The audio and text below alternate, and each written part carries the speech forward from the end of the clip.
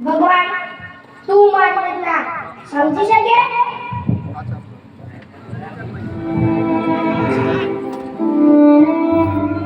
પણ મને તો ખબર નથી તું ક્યાં રહે છે.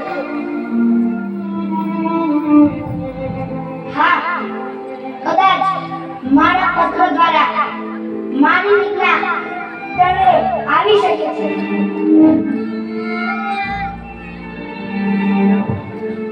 પ્રતિશ્રી ભગવાનભાઈ ઈશ્વરભાઈ પરમાત્મા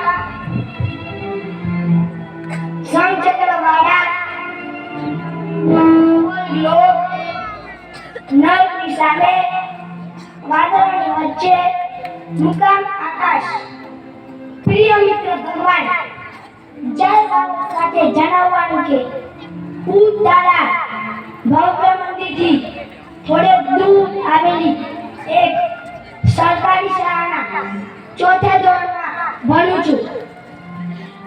મારા પિતાજી એક કારખાનામાં કામ કરે છે અને મારી બા બીજાના ઘરકામ કરવા જાય છે.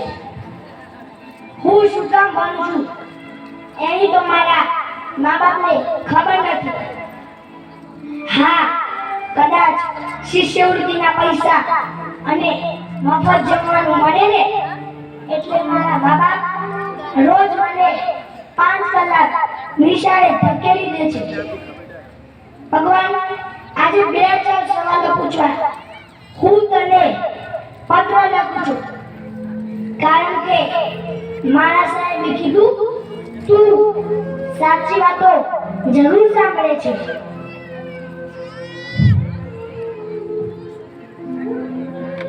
પ્રશ્ન પહેલો. ભગવાન, હું રોજ તારા મંદિરે આવું છું અને રોજ સવારે નિયમિત શાળાએ જાઉં છું. તારી મૂર્તિની ઉપર આરસ પથ્થરનું એસીનું મંદિર છે અને મારી એવી નાનકડી શાળા ઉપર એક નાનું છાપરું કેમ નથી? આવું શું કામ? પ્રશ્ન બીજો.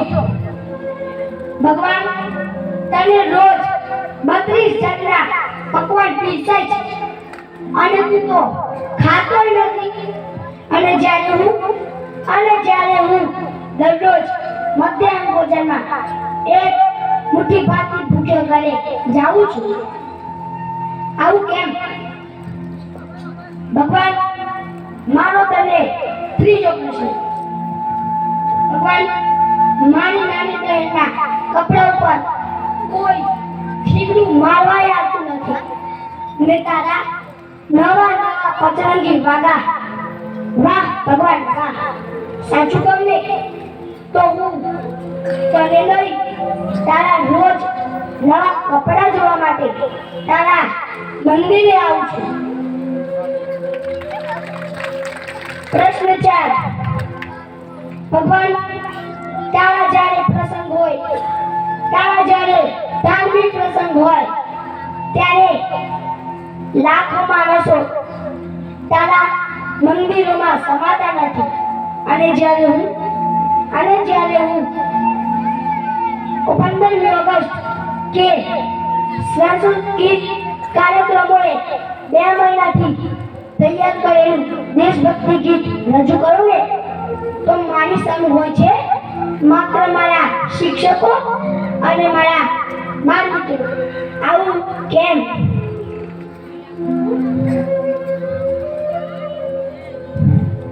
ભગવાન, મારો 5મો પ્રશ્ન અને છેલ્લો.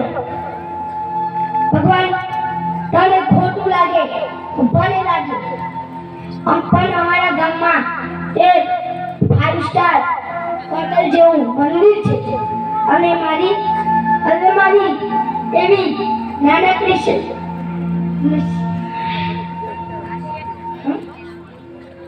અને મારી એક મંદિર જેવી પ્રાથમિક શાળા છે. ભગવાન, જ્યારે શક્ય હોય ને તો તું આ 5 જવાબ મને મોકલજો. મને વાર્ષિક પરીક્ષામાં કામ લાગે ને મારે ખૂબ છે ને ડોક્ટર થવું છે, પણ મારા પિતાજી પાસે સ્કૂલની ફીના કે ટ્યુશનના પૈસા નથી. જો ભગવાન તું તારી એક દિવસની દાન પેટી મને મોકલે ને તો હું આખી જિંદગી ભર આરામથી ભણી શકું. શક્ય હોય ને તો મોકલજે. મને પણ ખબર છે તારે પણ ઘણાને પૂછવું પડે એમ છે.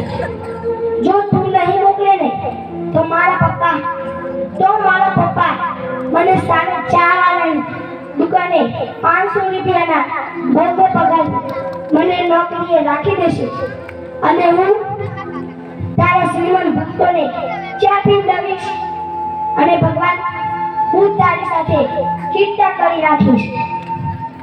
જલ્દી મોકલજે દોસ્ત. તારી પાસે સમય અને મારી પાસે પણ સમય ખૂબ જ ઓછો છે. લિખિતમ એક સરકારી શાળાનો ગરીબ વિદ્યાર્થી અથવા